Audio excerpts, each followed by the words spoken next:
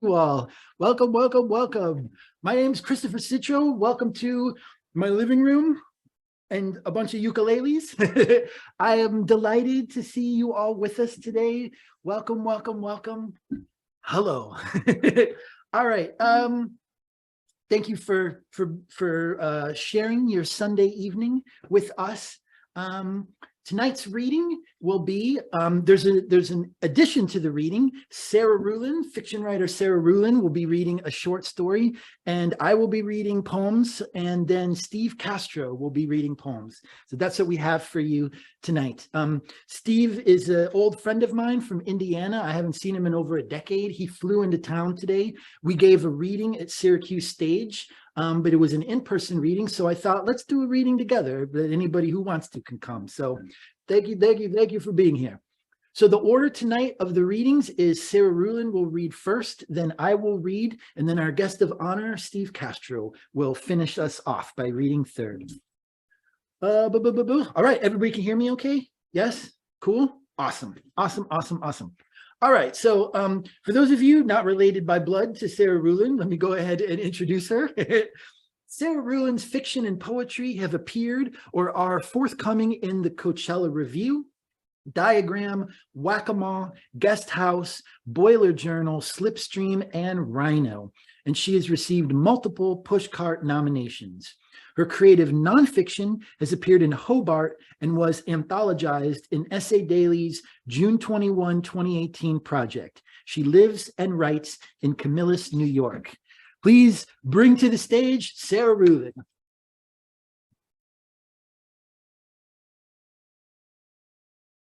Hi, everybody. I wasn't expecting to do this, and I've never read this aloud, so see how this goes. This short story is called Shepherds Take Warning.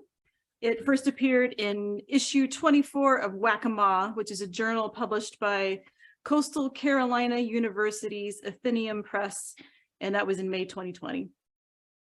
Shepherds Take Warning. The hum of Rudy Bartle's crop duster made us look up over the geek tent at the barren blue of the northern sky. IRENE in paraffin vapor, trailing behind the plane like a breath of hope. But something was wrong with the R. Rudy didn't swing out far enough for the top curve, drew the leg too low, so it came out looking like ILENE. More humming, and then to the east over the elephant cars, HESS, her last name.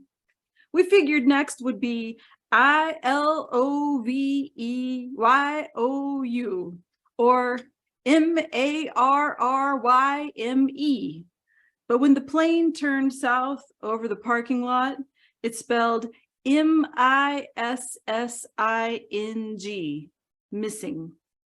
Then it buzzed off, leaving us to the annoyance of the barkers, gossiping in the dust instead of buying tickets to see the trapeze act. To be fair, the trapeze lady was fully 42 and more than usually plain, so we didn't feel too bad loitering there in the trodden pasture between the big tent and the fun house, talking about Eileen Hess. She's the school secretary over by Pawnee Falls. No, that's Irene Hess. Eileen Hess. She's the organist at that Pentecostal church over by Billtown. Well, now, wait, aren't there a bunch of Hesses live over by McReady? We all look over. There's Pete Hess standing by the tigers. Let's ask him. But Pete Hess in his pressed denim overall was already in his cups and couldn't bring to mind which of his female relatives might be missing, the Hesses being well stocked with both Irenes and Eileens. Could be Fred's wife.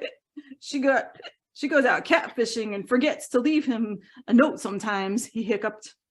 But then somebody saw Fred's wife, Eileen, going into the big tent in a skirt so starched that it stood out in a triangle on both sides of her scrawny legs, so it wasn't her. In the absence of ready answers, the barker, a wrinkled outsider, finally succeeded in getting our attention, and we started to buy our tickets to see the trapeze act. But then a tornado came up and tore the place to pieces. So there was nothing to do but for those of us left alive to go home. That night, as on every Saturday, I got a letter from Leavenworth. They were always the same, but I opened them anyway. 1 week, this one said. The first one, 4 years, 11 months, and 3 weeks ago had said 5 years. Next day being church, those of us in that denomination took a good look at such Hesses as made an appearance, but it was hard to tell, the Hesses being so numerous and more or less all exactly alike, which is that none of them has a chin to speak of, and they all have round, haunted eyes with long lashes. Seeing them together is like watching a flock of wild turkey picking its way across the dirt road. Anyway, I don't belong to that denomination, but my friend Sadie Bartle does, and she asked me over to Sunday dinner. I brought my iron, and after dinner, we did the linens while her husband Bruce watched the game. She said she couldn't tell. I thought, she said, Irene Hess, you know, Harvey's wife, I thought she wasn't there, but turned out she was just behind Mary Bartle's hat. And then Eileen Hess too, that one that does the paper route, but she was just leaning over in the pew to smack a kid. Any of them look wrought up? I asked, flipping a napkin and spraying starch. Like they just lost kin? No, but you can't tell with the Hesses. They always look wrought up. You think Rudy Bartles knows? Yeah, well, Don Bartles buttonholed him after the service, but he didn't know anything. She folded the tablecloth in half and ironed the crease, then folded it again and ironed that crease. He got the order off his fax, checked the money was wired, just went out and did the job. No name or anything. No, just the wire and what to write. Did he at least say whether it's Irene or Eileen? Well, he fudged it on purpose. His fax machine is screwy with the R's and the L's, wants to get it fixed, but no one services dot matrix anymore. There was a holler from the living room, and we both nudged our iron settings a little higher, but it was just a touchdown. Frank sent you a letter yesterday, she said. Yep, I said. The Monday paper, second column on the third page, right under the tornado listings, said, "Missing woman baffles officials."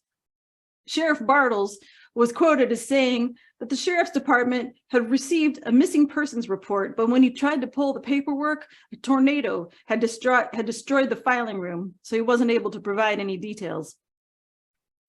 Sadie and I and our friend Millie Bartles made a list and started counting. I only knew 4 or 5, but Millie Bartles knew 26, and what's more, she could check, because Millie's job as the itinerant school nurse takes her all over the county, so she could check off Irene Hesses and Eileen Hesses all along as she went. Sadie said she thought there was an Eileen Hess, or maybe it was an Irene, who used to work at the Gas and Go, who she didn't see over there anymore, but you can't tell anything from that. Nobody ever lasts more than 6 weeks at the Gas and Go. Also, on Monday, I got 2 letters from Leavenworth. One said 6 days. The other one said 5 days. This made sense because they don't carry mail on Sunday. So whatever Frank wrote from Leavenworth could wait on Sunday for the Monday mail. This hadn't happened before because Frank usually only wrote weekly, but I guess he was getting pretty excited about getting out of Leavenworth. Tuesday, while I packed up the house, I tried to remember any Irene or Eileen that I'd gone to school with. There were 2 in my class and 1 in the class that graduated before mine. In the class after mine, there were none, but in the next class, there were 4. Or maybe there were 2 Irenes and 2 Eileens, or 3 Irenes and 1 Eileen, or 3 Eileens and 1 Irene, or maybe there were all 4 Eileens or all 4 Irenes. Maybe I could have thought of some other permutations, but I found our wedding album and I decided to iron it. I took it out to the barn where I keep the outdoor iron for grubby tasks. I laid the wedding album on the incinerator grate and ironed the photos in their plastic covers until they dripped through. Any place where Frank's face didn't get totally burned up, I pulled it back up out of the ashes and ironed it until it was gone. The smell was like atrazine dusting low out of Rudy Bartles' playing, mixed with the smell of a car when somebody forgets to take off the parking brake. Sadie Bartles came by in the afternoon after her stint at the Pawnee Falls Public Library. Remember Irene Hess, the cheerleader? She was the junior when we were freshmen. The one that got knocked up? No, that was Eileen. This was Irene. She went to K-State for a semester. Oh, the one that burned an iron mark on all her skirts in home ec. No, that was the other Irene. She was a freshman when we were juniors. Oh, wait, I remember, I said. I did not remember, but I said it so that Sadie would get to the point. Well, she's the one who works at the hardware store over in Remington now. Ellie Bartles says she hasn't been there since Thursday. You want this iron? I asked. It was a spare. It was one of those safety ones that turns off if you forget it, which is why it was a spare. I handed it to her to inspect. Maybe give it to little Gladys, I said. She's old enough to start learning. Sadie started crying. I could lend you some money, she said. You could move to Lawrence. That'll be the first place he looks, I said. Okay, then London. Look, I don't have a passport, and anyway, you and I and Millie together don't have that much money combined. Here's a box for you. I handed her the box I'd packed for her, on which I'd written Sadie in black magic marker. That really got her going until I said, Bruce is going to be home soon. And she skittered off to get her ironing started. Wednesday was tornadoes, so I just ironed in the basement most of the evening. Thursday was Kiwanis, or maybe it was JC's or the AA meeting, I can't remember. They all moved to the Remington Community Center because every place else was blown down. Anyway, I baked cupcakes and put some boxes in the back of my car.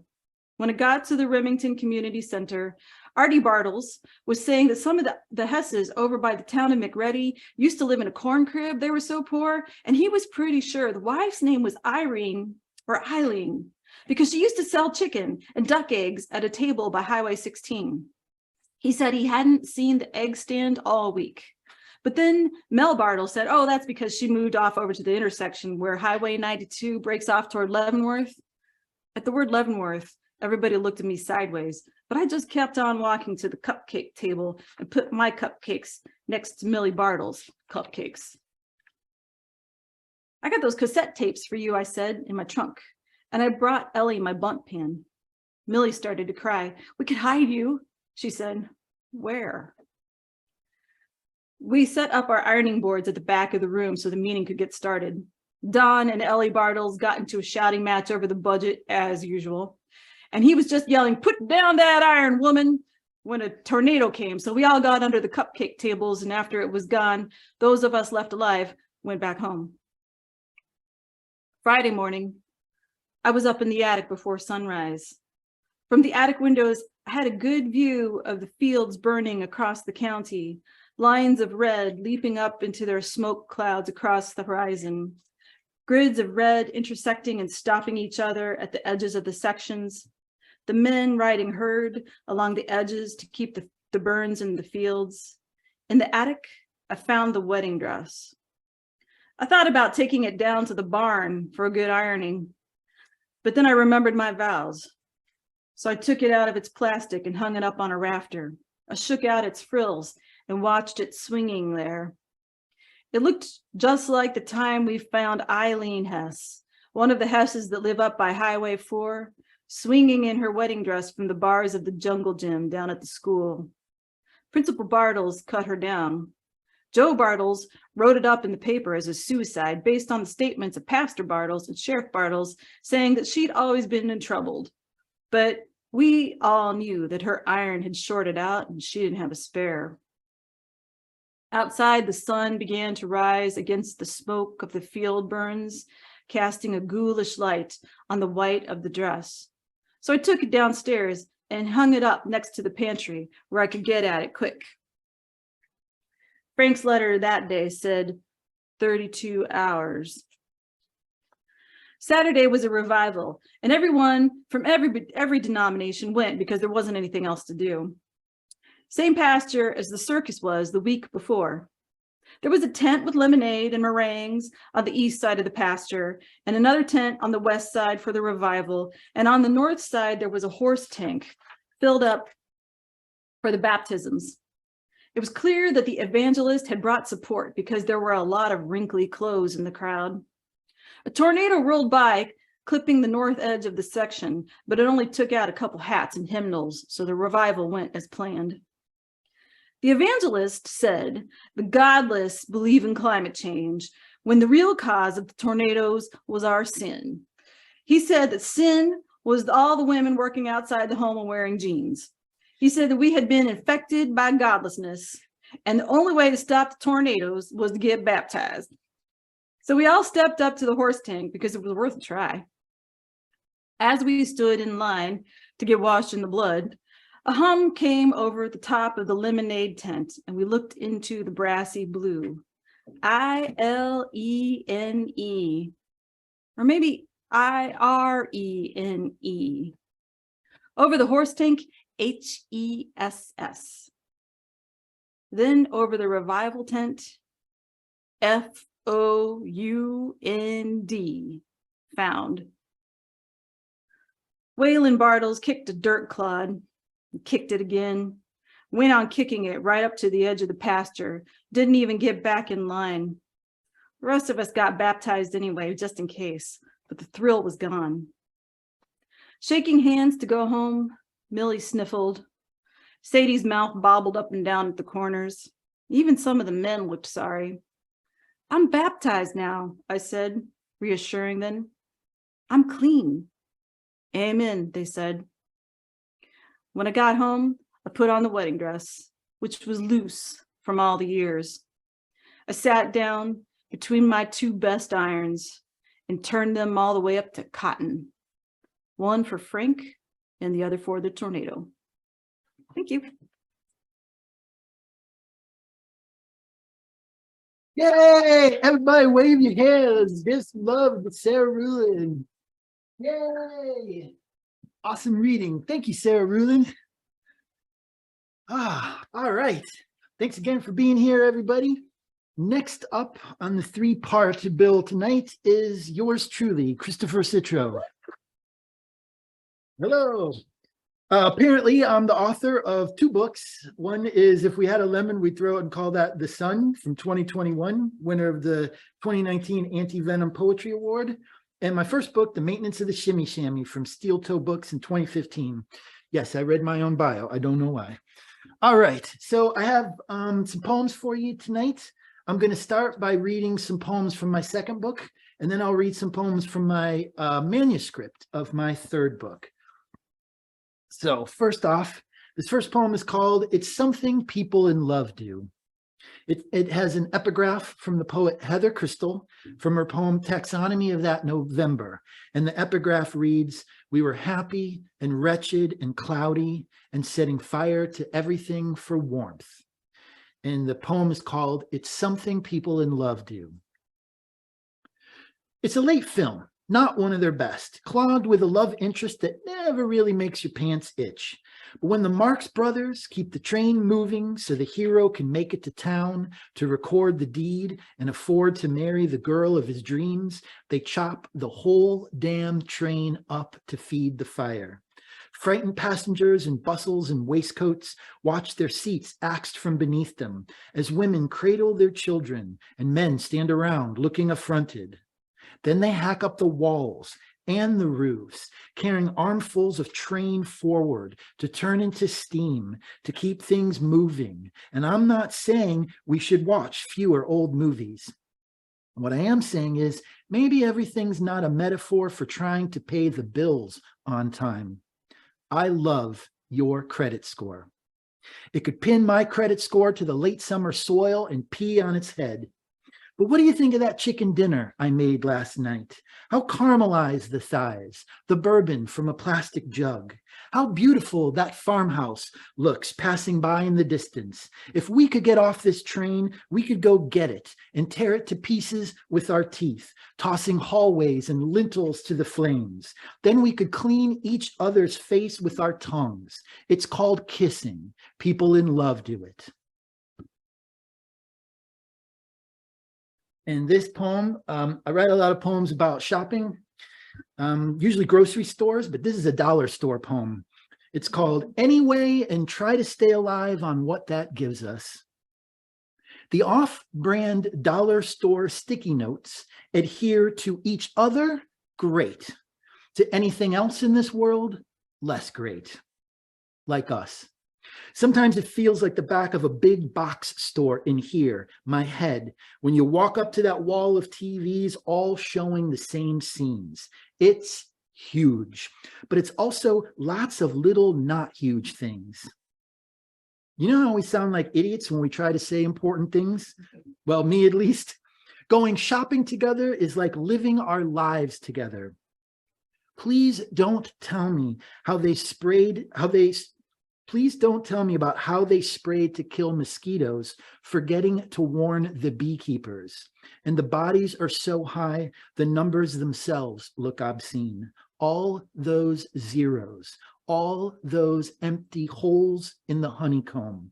I'm going to lose it next to the mustard with a label just like a leading national brand. Until you look closely, that is. There are words there, but not the ones we need. And this is called, this is a sonnet. It's, you'll recognize it as a sonnet because it doesn't rhyme and isn't written in meter, but it's got 14 lines. I'm calling it a sonnet. It's called Smell of Wet Earth Like the Inside of My Hands. I was reading a lot about the core of the earth and imagining falling down into it. So that'll help you at the beginning. When I step outside, I want the raindrops pressing me a little deeper with each falling. I might meet our spinning nickel center, shining a dark light, wet overcoat of itself. And I want the dark azalea above to speak one good sentence in my life worthy of carving into a pine. One of those waiting in an elementary school playground where they still want the kids to have a tree, so they paved right up to the bark on that one. I go to the drugstore sometimes just to watch us, the hesitation in the ill-lit aisle. Who buys a loaf of bread at Rite Aid? I do. You're waiting at home, you're hungry. So those poems were from my second book. Now I'm going to read some poems from the manuscript of my third book that I'm still writing. This is called Our Breaths, Our Weather. Waking up, yes, again, just to have some part of the planet, which is what you are, wrap itself around me, to live in that hope. To have so many bad feelings pushed back in their own faces just by you putting your arm around my neck. The sun has no intention of coming out today. We're on our own. The neighbors across the street sitting around a tin of sardines, trying to warm their knuckles. A truck passes. We assume huge government conspiracies, but not about helping us get by. A shadow moon orbiting beside the historical moon. It's an empty Mylar bag containing all of our secrets. Here, you can have them. We're light as whispers, floating at the top of the stairs. We hold one another primarily to keep from drifting away. I forgot to buy you homemade truffles from the boutique downtown where the men sleep on the sidewalks in the ice. I can hear you banging cupboards in another room. There are 4 doors to this house, all of which are locked. The outside handles cold, inside warm. This is called Groundhog Full of Yellow Roses. We've got the classiest compost in town, I said, coming in with a dripping vase. The multicolored roses I ordered from Bolivia for your birthday, laid across black bananas, blue bread, corn cobs. Go, save the tomatoes from tonight's cold, but leave some green ones. A single frost won't kill them all.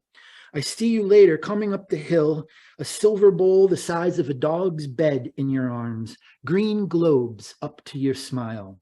I want to protect you from your commute, pry open the night's mouth and add more teeth, send you into your dreams with a lunch sack, peanut butter sandwich, apple, and a switchblade.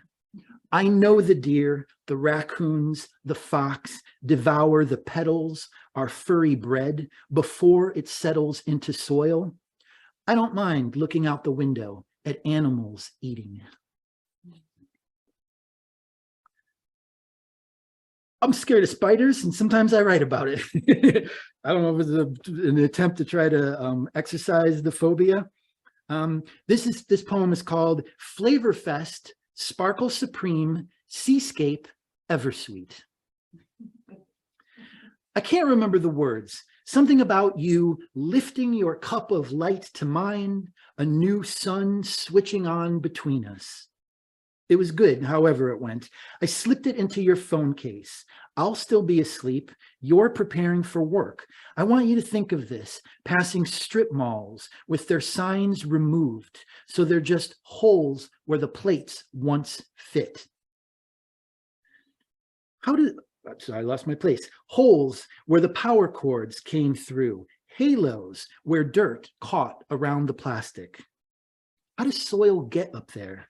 Does it actually fall on us? Things are getting worse, they say. I don't remember them having gotten better since the last time they got worse. A blue tarp over the back of a drugstore lights the pavement Pacific, Atlantic, Arctic. I'm listing oceans. It makes me think of sea animals shaped like a funnel with other animals inside, taking refuge or being eaten. Last night, let's agree to call it midnight, I went to swat a spider with America's most complete seed and nursery catalog. As I swung the strawberries at the wall, the spider jumped out over my right shoulder. I lost it against the carpet pattern, the blossoms I walk across to get to you. There's another poem about spiders. It's also about, I saw a garter snake that I had to dispose of years ago, and every night around midnight, the eyes of that garter snake haunt me. This is called In a Kingdom of Little Gusts, and I Want Out. Our cat leapt upon the young garter snake. I had to pick up a brick to crush what would not die. A perfectly shaped head with eyes crisp against a plantain leaf, slowly moving from side to side with more apparent grace and beauty than I have ever managed, even when I was young and filled with baby deer. The next thing I saw was me pushing down the brick. I used a rake to lift the green string into the wild mint beside the patio. I'm telling you this because later the stars shone in great profusion, and I could feel, as I can the spine down my back, the cold expanse of nothing between each of those specks. Silly lights. This morning, I thwack a spider on the ceiling. It falls behind a print of a Mayan king lifting the god of thunder. I crush the spider and say to you, it must be autumn because now I kill one or two things every day. And you say to me, nothing. You put down your yam, walk to me, and lift your arms around these shoulders, shaking like the fierce heart of a rabbit. This is called The New Avenues, the Only Avenues We Have. There were some of us going to become musicians, some standing in the blue dark beneath lake trees as stars emerged. Some of us, I don't know what some of us were thinking, for proof the lives we've led since then. I'm learning the creaks of this new house, grow a neuron for each new one. The cat helps. The snow on the hill lights up this side. By night, dark shapes pass across the ground.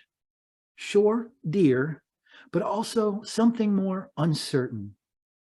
If I shut a cupboard, they stop. If I'm very still, they move on. Some evening, we were all sitting around a picnic table in a park, talking about what we always seem to have time to talk about, amazed by each other's presence. My brain dough cookie cut each time one of you opened your mouth. Everyone I've ever met in life, I've compared to you and found lacking. Here, new friend, take my hand. We don't trust one another yet. Message me, and maybe we'll meet for a drink. My feelings come in shapes. Stairs on the outside of an apartment complex, mossy river stones. This is called Night, but Unlike Night. Finally, I see the woodpecker, all black and white, the size of a hug, with red commas on top, after weeks of trees tapping at us as we swallow sweet water after dinner. Okay, now it's barking at me from the branches. Look, we've all written our desires on a small page, folded it 4 times, and placed it under a flat stone. It's best not to return. Or if you can't help it, look at the rock, but don't touch it. Words have been coming through you since you learned to speak. Before that, you had sounds. Before that, hunger. Who am I? Who are you, darkness? The bird's gone quiet now, the leaves like cupped hands, as if food might drop from the sky, as if we didn't have to pound our faces against bark for it. Continuing the tree bark theme, this is called Peel the Black Walnut Bark Like Small Fists in Our Fists. I want to lift last year's maple leaves from below the wall, damp soil rising to my lungs, something becoming something else. Someone might come chainsaw all this down around us, but they'll have to cut through my biceps first. That includes the wild cherry, includes you, changing your pants in the car, a gas station shining like a shoreline. I photograph all this, blinking at it, wet images laid across my brain mud, your face above the tomato bowl, your neck stretching to the sunflower, its leaves like stubble against your cheek. Rise, I tell myself, rise from this tendency to taste the cucumber skin and think of mom gone, dad gone. Your friend took herself from this world, leaving you with watercolors, sometimes a willow, sometimes a map. When the heads drop, the seeds face the soil. Crows find them anyway, hang upside down, raise their mouths to bite up at the sky. And this is my last poem. This one's in my second book. It's called Our Beautiful Life When It's Filled with Shrieks. It's a grocery store poem. I'm doing a balancing act with a stack of fresh fruit in my basket. I love you. I want us both to eat well. We're not allowed to buy blackberries anymore because they're mean to their workers, and you read left-wing news sites. Till when? I asked, and you said nothing. So that's one healthy food off the list. I'm still buying pineapples, and you're still eating them. I guess you've never seen the websites about those. Nobody in this supermarket knows that I am a puma. This morning, our cat rolled on the floor, showing me her belly, which I leaned down and rubbed. Beneath a backyard pine tree, the neighbor's cat was eating one of our cat's moles, at least the moles we rent from the landlord for her. It's so complicated staying alive sometimes. The voices of the collection agencies on the answering machine sound menacing. They're paid to sound that way, and they're not paid much more than the people they're menacing, which can get you thinking if you're the sort who likes to think about that sort of thing. Other people subscribe to adventure cycling magazines and read about men who rode across Turkey in the late 1800s, before anything was happening in the world, before cantaloupes probably existed, when you could get an honest wage for an honest day's blackberries, when we loved like fierce mountain storms, with the blood of eagles in our hearts, exchanging grocery lists that just said you, all the way down.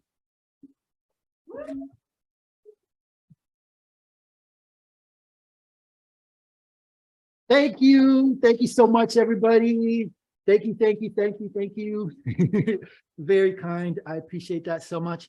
And now, our guest of the evening, our star, Steve Castro. Steve Castro was born in San Jose, Costa Rica in 1977. His debut poetry collection, Blue Whale Phenomena, was published by Otis Books in 2019. His poetry has been published or will be published in literary journals across the United States, such as Bayou Magazine, Green Mountains Review, The Florida Review, Forklift, Ohio, Hotel America, Palabritis from Harvard College. Did I pronounce that right? He holds an MFA in poetry from the American University in Washington, D.C. He lives in Evansville, Indiana. Everybody get up, throw money, clap your hands. Welcome, Steve Castro. You're welcome, my friend. Yes, thank you to Christopher and Sarah for making my time here in Syracuse magical. I'm going to start off reading from Blue Whale Phenomena. The first poem is called Moon Traffic. Moon Traffic. The piano player was brought into a famed Norwegian Gothic zoo to inspire the primates. When he started playing, 8 monkeys wearing matching long black lace dresses got on their modified typewriters and started typing away. One such monkey wrote a one-act play that was translated into 12 languages and was made into an animated short that won an Oscar. The piano player was once promised by the head of state of the world's most powerful nation that if he played at his daughter's funeral, the piano player would be granted any wish he desired. The piano player asked for the moon to have a stop sign. All right. I'm gonna go with the Good Samaritan for the second one. The Good Samaritan. He coughed up a lung. It landed on the coffee table. I picked it up and handed it back to him. It was his right lung. As I gave it back to him, he thanked me for handing him back his favorite lung. He must have noticed me eyeing it with keen interest and was perhaps worried that I would ask to keep it. I would have never been so greedy, since I already have 2 lungs of my own, plus 3 extra lungs that I've accumulated in my travels. All right. This was called Xenophobia. So Xenophobia. When I die, my spirit is elsewhere, like a pterodactyl soul. So please don't pour bleach on my grave. My immigrant bones are wide enough. This was called, on the immigrant theme, to continue that, this was called Arriving Miracles. Arriving Miracles. They came out of the walls, chewing on ginger roots and speaking in tongues, cow tongues, horse tongues, and even a hummingbird tongue. My favorite tongue never spoke, so I never saw it. Like Judas Iscariot never saw his intestines gushing out when falling headfirst after hanging himself. They walked on water, chewing on ginger roots, speaking with Central American tongues, and walking through massive locked gates like Jesus. This one's called Learning Numbers. Yeah, I remember when I learned numbers, I remember using an abacus. That's how I learned when I was a small child in Santa Ana, Costa Rica. I learned how to count with abacus. So I wrote a poem called Learning Numbers. He was sitting on a wooden crate holding a shotgun. The shotgun was cool to the touch. The 3-year-old was on the floor counting shell casings. The Earth's moon was slowly breaking into pieces, as was the man on the wooden crate. When the pieces of her father started to fall on the floor, the little girl counted the larger frozen pieces using her abacus.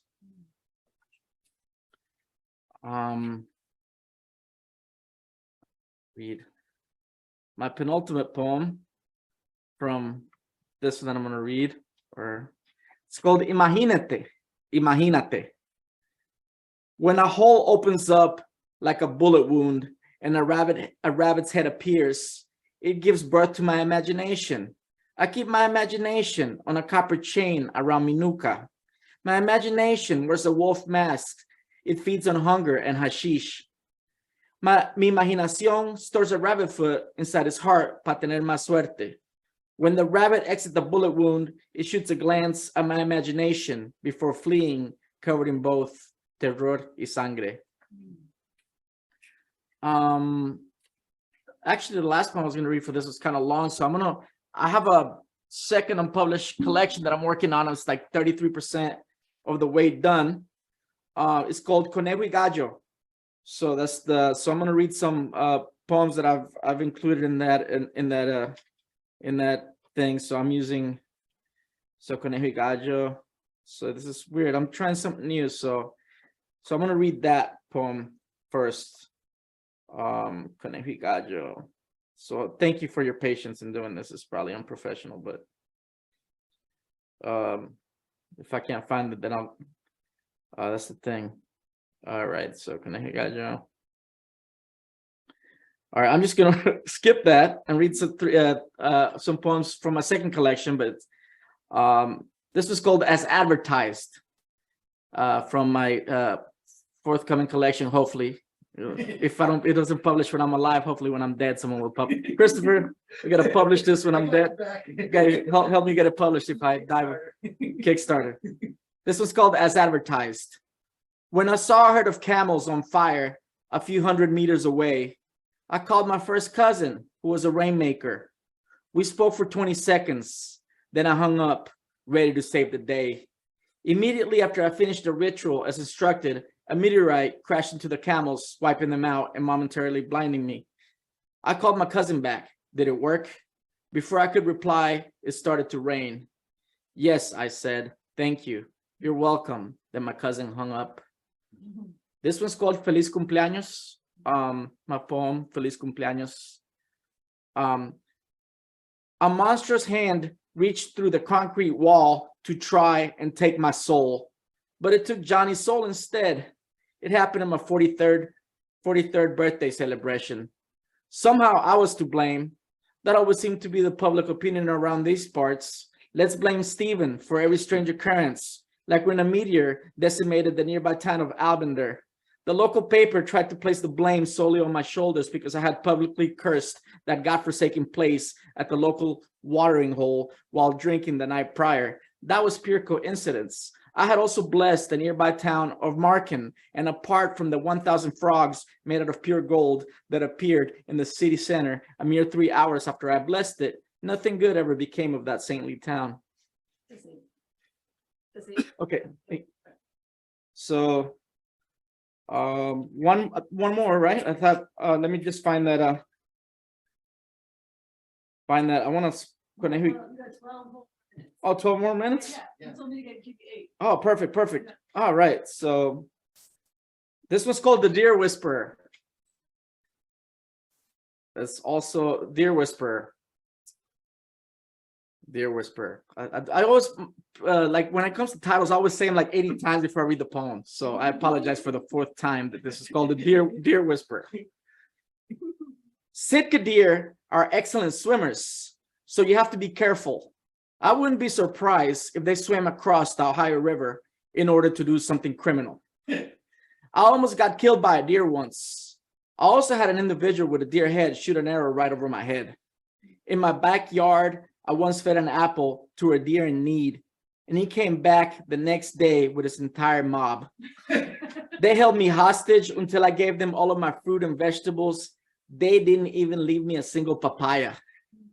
I once started a letter with the words Dear Susan, D-E-E-R. And I was so embarrassed when Susan showed me the error. It is said that wolves are the deer's worst enemies, but deer are their own worst enemy. Once a week, I visit my local deer cemetery and I see deer eating grass, picnicking with their families, lamenting over their loved ones, and some even gossiping as to why I might be there. All right. Oh, here we go. This is the title poem that for my second forthcoming, perhaps Kickstarter. We'll see how God willing I'll be around, but this one's called Conejo y Gallo. Conejo y Gallo. My roommate, oh yeah, well, Conejo y Gallo. My roommate placed the dead rabbit on the marble table. He then poured gasoline on the conejo and was about to light it on fire when our landlord suddenly materialized right in front of us. Don't you ever knock? I asked. Who needs to knock when I have the master key? He replied. How can we help you? I asked. Rent is due today, plus that rabbit belongs to me. You stole our prized rooster, my roommate replied. The landlord took a miniature red rooster out of his coat pocket and set it on the marble table. Should I pour gasoline on el gallito and set it on fire? The landlord asked. You should drown it in the bathtub, the dead rabbit suggested. The three humans nodded in agreement. The rabbit smiled. The rooster wept. Oh,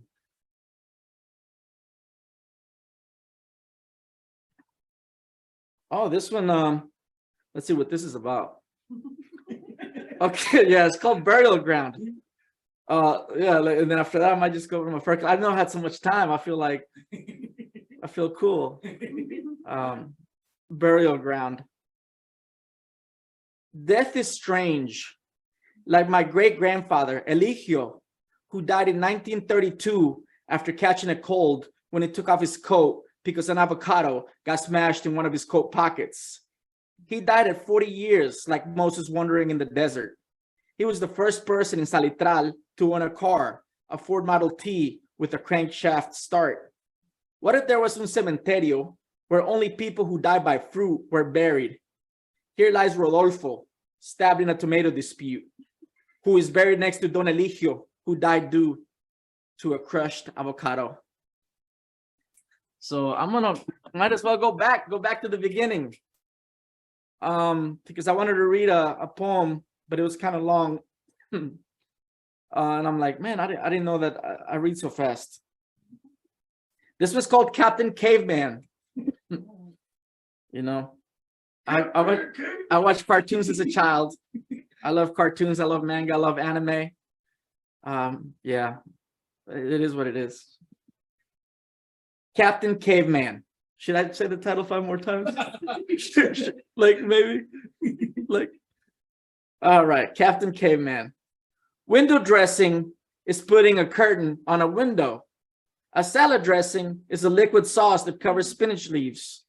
So when I saw a mannequin behind plexiglass holding a transparent glass bowl of waxed fruit, I thought it strange that the individual pieces of fruit were all clothed while the mannequin was naked. The pineapple was wearing a blue headband. The yellow banana had on a black bow tie, and the red banana had so many brown freckles. I'm surprised that I'm surprised that he was also wearing braces. The melon had on Bruce Lee sunglasses. The papaya had 2 brown buttons for eyes. I don't like this exhibit, I said out loud to no one in particular. Why not? The mannequin asked through his voice box, his camera for eyes looking me up and down. The mannequin, for one, is holding a bowl of partially dressed fake fruit while ignoring a helpless doll sitting on the ground by his left foot. Plus, the poor doll has no hair, is naked, has a cast on her right arm, and bite marks on her right leg, among other places. Plus, she could catch a cold because the floor is freezing cold. I know this because I'm barefoot. Why are you disgusted? The mannequin asked me with its metallic voice. Because I'm also an exhibit. I'm on my coffee break, I said, before turning around and heading back to my traveling circuses week-long caveman exhibit. Man, I got so much. 6 minutes. Woo! 6 minutes. I'm gonna this is people don't know that Christopher Citro was my first ever poetry instructor. He's my poetry mentor at IU, and I wrote a poem called Heaven and Earth. I don't know if that was the title. And after I wrote it, after class, he talked to me. He's like, that reminds me of Italo Calvino. who I had never heard of. So I just said thanks. But once I read Italo Calvino, I realized like, what? Like that's Invisible Cities. If you haven't read it, please. But anyway, so this is the first poem. It's actually fitting that I'm reading this. It's actually this is the first poem I ever wrote in any poetry workshop ever. So it's called Heaven and Earth. If the whole world were an oyster, I would be upset. I remember thinking before going to sleep. Then I closed my eyes and thought, but if the whole world were an oyster that I held in my left hand, where would I live? And would I have to pay rent? If the latter were so, then I would crack the oyster open in search of the pearl that was once New York City. I would then go to the nearest pawn shop and trade the pearl that was once a grain of sand for an old Jimi Hendrix guitar. Then I would board a ship to the Antarctic Ocean in search of the white crab that was once the moon, so I could boast to my subconscious that I once held heaven and earth with my bare hands. All right. Ooh, this one's called The Undertaker. The Undertaker. Each tooth was a coffin. His smile was a wooden one. Inside each coffin was a little bit of death. He brushed his teeth with kerosene. He lit a match and then observed himself in the mirror. He had the brightest of smiles. I'm going to do something I've never done before. I'm going to get a submittable and read a poem that's not published. That's not, so it's just, I just threw it in there. It hasn't even, so let me just get on, yeah, so I'm just going to read a poem that's like, who knows, hopefully what's going to happen. So maybe I wish I wouldn't have read this, but it's okay. You got to take chances in life. Ooh, I might read that one if I have to. How much time do I have left? 3 minutes. I might read 2 unpublished poems. I might just go crazy.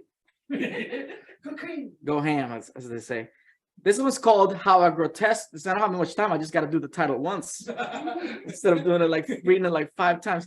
How I Grotesque silently earns a living. No. How I Grotesque silently earns a living. How I Grotesque silently earns a living. Okay, I'm good. I got problems. We all do. How Grotesque silently earns a living. Okay. He held his tongue in his right hand. In his left hand, he held his heart. As he stood still, as if petrified, passers-by would drop coins and bills inside a glass jar placed in front of him. When the jar was full, he'd pick it up with his third hand and use his demonic wings to fly away. So might as well just finish this. I got 3 minutes, better to finish a little bit early. So I'm going to finish this with another unpublished poem, and then I'll be done. So 2 unpublished poems that may never see the light of day. Hopefully they will. Hope to God anyway. But anyway, this was called His Halo Was Also on Fire. His crimson feathers were rapidly falling off from his angelic wings like the petals of a bouquet held by an individual who jumped down from the Golden Gate Bridge. Witnessing this astonishing tragedy made me feel empty inside, like Christ's tomb. You may be wondering about the broadsword through my rotted heart, but I highly doubt it, like the Apostle Thomas did before touching his Savior's wounds. Thank y'all. I appreciate you. Blue Phenomena in stores. All right, everybody, that's the reading that we have for you tonight. Let's bring all our readers back up. Please give them a hand. Thank you, Sarah. Thank you, Steve. And thank you to all of you for joining us tonight. Hey. Thank you so very much. How are you too? It's lovely to see you all. Thank you for sharing your Sunday evening with us. See ya.